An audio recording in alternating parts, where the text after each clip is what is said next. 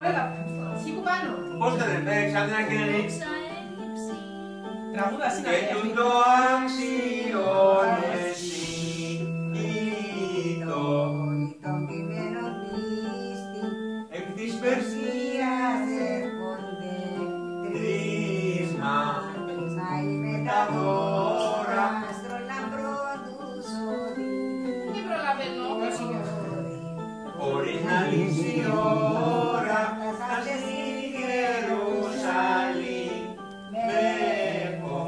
με πόσον ερωτώθη που εγεννήθην ο Χριστός να πάει να τον ευρώθει κι ο Χριστός τον θλιπούσε ο βασιλεύς Ηρώδης αμέσως εταράχτηκε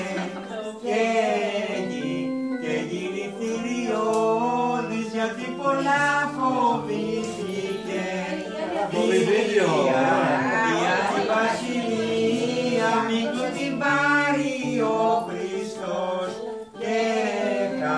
και χάσει την αξία κράζει τους μάγους και ρωτά που ο Χριστός γεννάται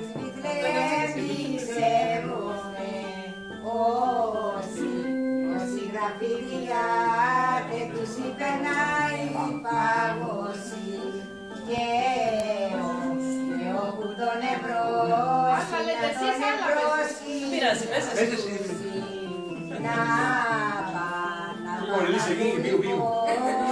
όπως υπάρχει και αυτό για να τον προσκυνήσει με δολονόμης ο Θεός για να τον αφανίσει.